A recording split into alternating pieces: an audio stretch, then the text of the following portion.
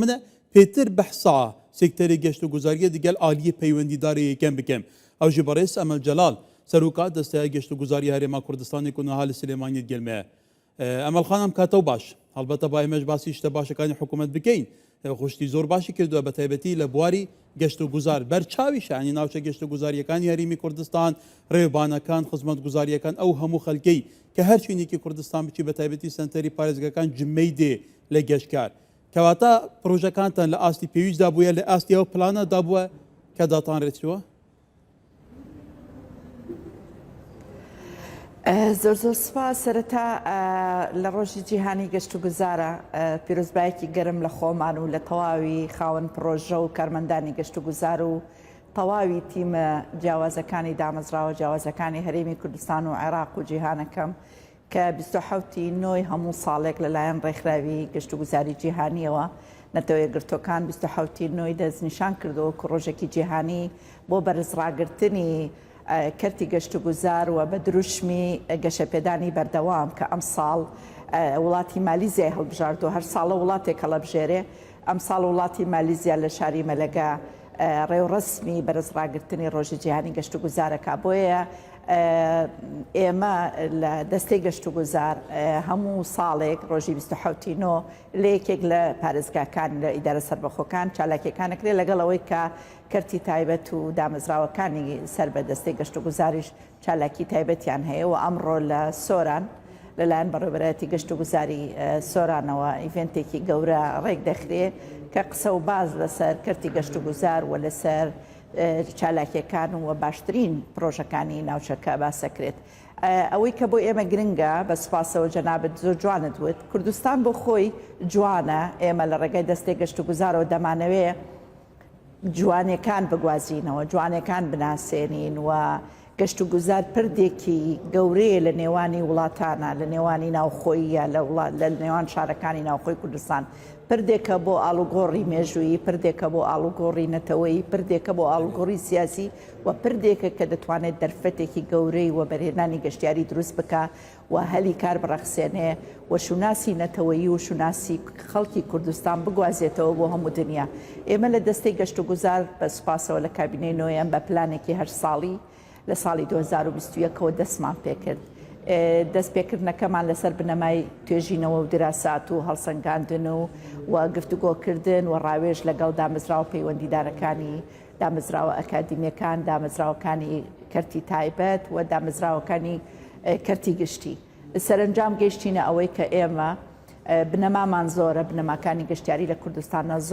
زۆرە بەڵام پێویستمان بە ژەرخانێکی زیاترە پێویستمان بەدەست توانای مرۆیی زیاترە و پێویستمان بە بازاڕکردنێکی فراوانترە بۆیە بە سوپاسەوە لەگەڵ دامەزراوەکان دەستمان بەوە کرد ئێستا کوردستان وێزگەیەکی گرنگی گەشت و گوزارە لەسەر ئاستی ناوچەکە و لەسەر ئاستی عێراق ئێمە ناوەڕاست و باشووری عێراق ڕێژەیەکی بەرچاو لە گەشتیاران اعتیما دەکەنە سەر کوردستان وەکو جەنابیشت لە ڕیپۆرتاژەکە باستان کرد کوردستان هەر چوار وەرزی ساڵی وەرزی گەشتیاریە بۆیە ئێمە پلانەکانمان وەکو خۆی بە سوپاسەوە و سوپاس بۆ خوا ساڵ بە ساڵ بەپێی ئەو پلانێکی دەستنیشانمان کردبوو کە ئێمە دەبێت ساڵانە نزیک لە 2 ملیۆن گەشتیار زیاد بکەین زیادمان کردووە و بابەتی بە بازاڕکردن بابەتی بەهێزکردنی ژێرخان لە ڕێگاوبان لە خزمەت گوزاریەکان لە زیادکردنی پرۆژەکان لە فرەچەشنکردنی پرۆژەکان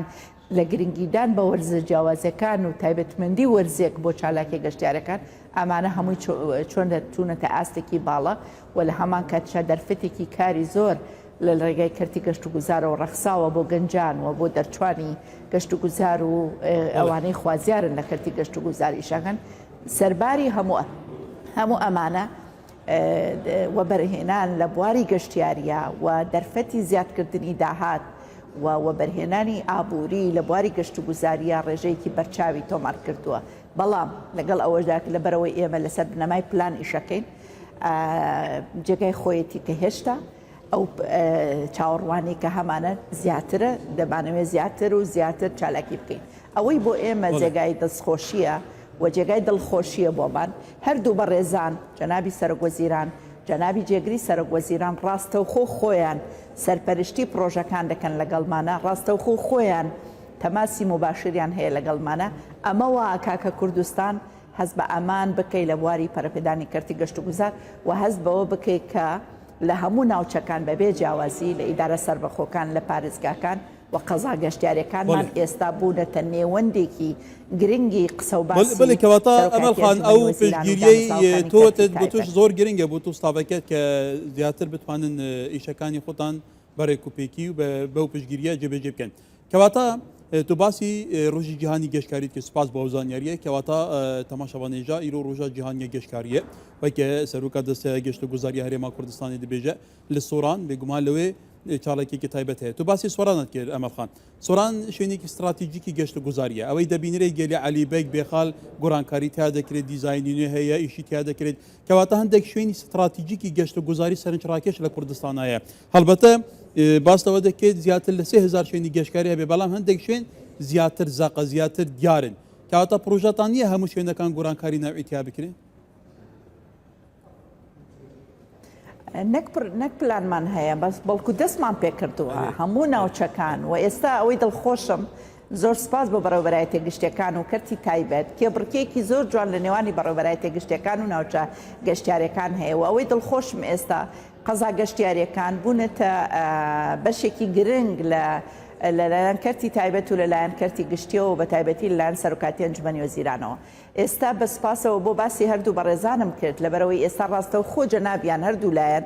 سەرپەرشتی ماستەرپلانی شارەکانەکەن بە جیاوازی پرۆژەکان بە جیاوازی چالاکیەکان و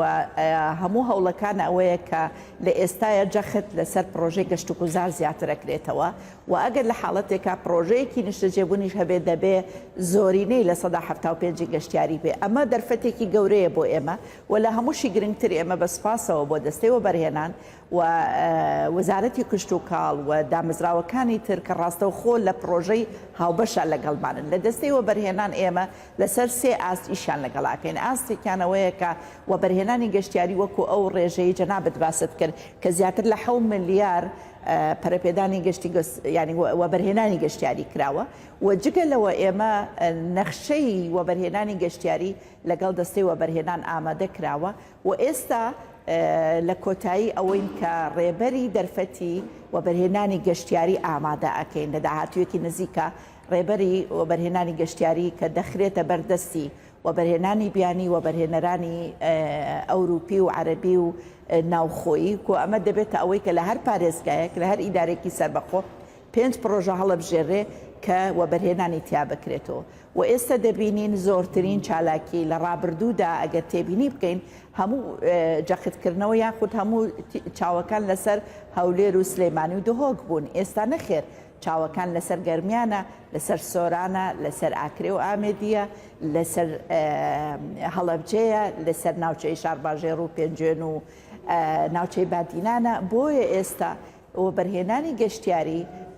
با بڵێن ئەو مەساحەی کە لە ڕابردوودا مەساحەیەکی بچووک بوو ئێستا فراوان بووە و لەوەش گرنگتر ئێمە ئێستا وەکو لە ڕیپۆرتاژەکەش لە ئاکرێ باسکرا کە گەشتیاری ناوخۆییمان زۆر لە ناوخۆیە واتە خەرجیەکان لە ناوخۆیە زۆر گرنگی پێدرێ واتە ئەمە بۆتە پردێکی پەیوەندی لە نێوانی ناسنامەی کوردستانی کە لەناو خۆیانە ئاشنا ببن بە کەلتوری یەکتر ئاشنا ببن بە خۆراکی یەکتر ئاشنا ببن بە فەرهەنگی یەکتری کە لە نێوان شارەکاندا لە ساڵانی ڕابردوو گەشتیاری ناوخۆییمان نەبوو کە دەڵێن ناوخۆیی مەبەستمان هەرێمی کوردستانە ئێمە لە ساڵی پارە زیاتر لە 2.5 ملیۆن گەشتیاری ناوخۆیی نێوان پارێزگاکانی هەرێمی کوردستانمان هەبووە جگەلەوەی کە نزیک بووینەوە لە 8 ملیۆن گەشتیاری ناوەڕاست و باشووری عێراق و لەوەش گرنگتر کە ئێمە ئێستا ژمارەی گەشتیاری بیانیمان کە ڕێژەی لە 125 زیاتری گەشتیاری وڵاتانی کەندا و وڵاتانی ئاسیا و وڵاتانی ئەوروپان ئەمانە دەستکەوتی گەورن بۆ ئێمە لە هەر هەمووشیان بێگومان بە تایبەتی وڵاتە عەرەبیەکان حتا وڵاتانی کەندا و کە دێن هەرێمی کوردستان بێگومان لە سوشال میدیا دیارە کە زۆر پستنی هەرێمی کوردستان و پێکەوە ژیانە مرۆڤ دۆستی خەڵکی کوردستان و حتا سروشتی کوردستان دەکەن کەواتە ئەمە خانەوەی تۆتی بەگشتی ئەنیاتوانین بڵێن لە زاخەوە تا دەگاتە گەرمیان هەموو شوێنەکانی کوردستان شوێنی گەشتکارینە شوێنی سەرنجڕاکێشن خەڵکێکە خۆی ئەبینی شوێنێکی جوانی هەیە کانیاوێک هەیە دیمەنێکی جوان هەیە سەرکەبرێک لە دروستەکەکێتە شوێنی گەشتکاری دوکانی لە سەرجادە دروستەکە ئەنی مەسەلەی گەشتکاری بووتە کەلتور لە ناو کۆمەلگە ئێمە کەواتە لەم چارچوەیەدا تا چەند گرنگە بەشێکی زۆر فراوان ئێوەش بێگومان پاڵپشتی خەڵک بکەن. بە دڵنیاییەوە من لێرەوە داوا لە کابینەی داهاتوو کە ئینشاءڵڵا بە ینی کابینەکە تشکیل لەکرێ ئەم کابینەیە وەک چۆن لە کابینەی نۆیەم لە بەرنامەی کاری گەشت و گوزار لە یەکەمینەکانی سیاسەتی کابینەی نۆ بوو لە کابینەی دەشە جارێکی تر بەردەوامێتی وەکو باسم کرد گەشەپێدانی بەردەوام کە لە دروشمی ڕێکخراوی جیهانی گەشت و گوزارە ئێمەش لە گەشت و گوزار باسی بەردەوامێتیەکەین بەردەوامێتی بەمانای ئەوەی تەواوکردنی پلانەکانی کە دانڕراوە نەک دابڕان لەو پلانە وەجارێکی تر قسەکردن لەسەر شتێکی کە نەخێر تەواوکردن بەردەوامێتی لە بەهێزکردنی ژێرخان لە ڕەخساندنی دەرفەتی کار و لە بوونی بودجەیەکی تایبەت لێرەوە داوا لە سەرۆکاتی ئەنجومەنی وەزیرانەکەم دەبێ بۆ داهاتوو ئێمە بودجەیەکی تایبەت هەبێ بۆ نۆژەنکردنەوەی شوێنەوارەکان بۆ نۆژەنکردنەوەی گەڕەکە کۆنەکان و گەڕەکە دێرینەکانی شارەکانی هەولێر و سلێمانی و دهۆک و کۆیە و ئاکرێ و ئامێدی بۆ بەهێزکردنی ژێرخانی گەشت و گوزاری شوێنەواری گەشت و گوزاری ژینگەی گەشت و گوزاری مێژوویی و هەر یەکێک لەو پرۆژە گەورانەی کە لە کوردستانە هەن کە ئێمە باسی ئەشکەوتەکانی قسقاپان ئەشکەوتی شانە دەرقەڵای هەولێر سەرای سلێمانی و لە کۆیە لە ئاکرێ لە ناوچەی هەڵەبجە دەیان و سەدان شوێنەواری مێژوویی ئاینیمان هەیە ئەمە ڕێگەزێکی گرنگە بۆیە پێویستمان بەوەیە کە موازنەی کوردستان بەشی گرنگی ڕێژەیەکی بەرچاوی لە داهات لە خەرجی دادزنیشان کرابێ بۆ ئەم پرۆژانە تا بتوانین ژێرخانی گەشتیاری بەهێزتر بکەین و ئەمانە ببنە ڕێگەزێکی گرنگی گەشتیاری کە زۆرترین گەشتیار و جۆرەکانی گەشت و گوزاری زیاد بکەین لە کوردستانە. بەێ بەرێز ئەمەل جەلال سەرۆکات دەستەیە گەشت و گوزارە هەرێما کوردستانی لە سلێمانی گەلمەوە گەلێک سپاس ئەمەل خان.